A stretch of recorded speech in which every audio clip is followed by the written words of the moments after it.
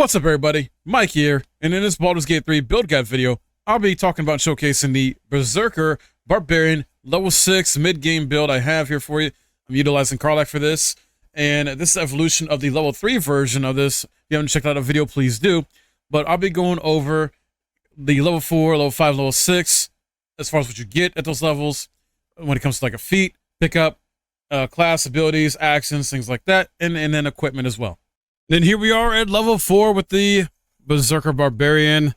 Nothing really too much here, just choose a feat. And typically, I'm always going to recommend ability improvement as like, one of the options to go with, which is about any class, because it's so good. You can put some more points into your primary ability, so you're doing more damage. And in her case, with Karlach and being a Barbarian, it's going to be strength. So you can go that route if you want, or you can go the option of Great Weapon Master. Great Weapon Master bonus attack when you land a critical hit or kill a target with a melee weapon attack. You can make another melee weapon attack as a bonus action that turn, and then your melee attack bonus -5. You take -5 penalty on attack rolls you make with heavy melee weapons. You have a melee attack damage +10. Have a +10 bonus to damage rolls you make with heavy melee weapons. I find this very useful on my fighter class I'm doing, that I still got to bring you guys a build video of that.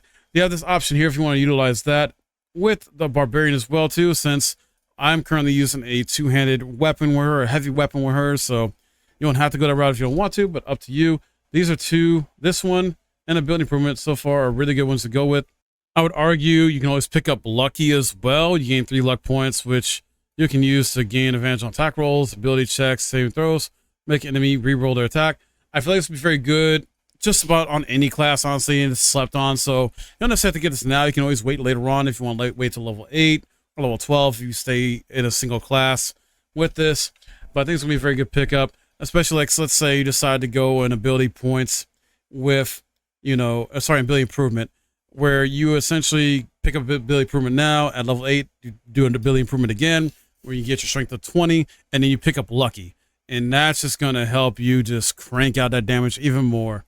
Then here at level 5, you're going to pick up class features of extra attack. Very useful. You basically do an extra attack, like it says. And then fast movement with speed increased by 3 meters while not wearing heavy armor.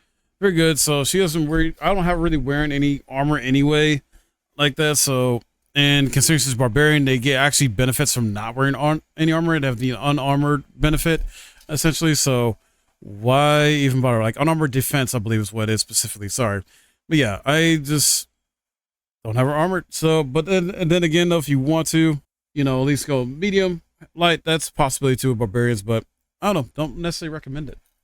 And then at level 6 here, you get additional rage charge in the subclass feature, mindless rage. Your rage becomes all-consuming, repelling outside influence. While frenzied, you can't be charmed or frightened, and calm emotions no longer ends your rage.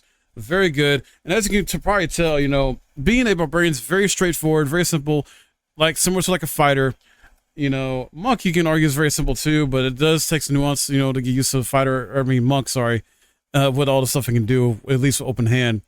And then, but with Barbarian fighter though, more straightforward though, I would say, whereas monk and paladin are going to be more your sort of more complicated, more complex melee classes you got to figure out to deal with in certain situations. For the equipment for Karlach at level 6 here, not really that much as of right now that I was able to find for her. Plus she's better with, not really having much armor on her. Actually, it's better to have clothing that does benefits like gloves of the growling underdog. So I mentioned this before my level 3 build video.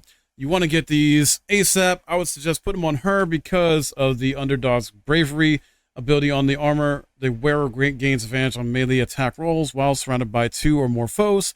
Strength saving throws +1. She is strength focused when it comes to her ability stats, so it just makes sense. Put it on her. She's gonna be in the thick of the fight a lot.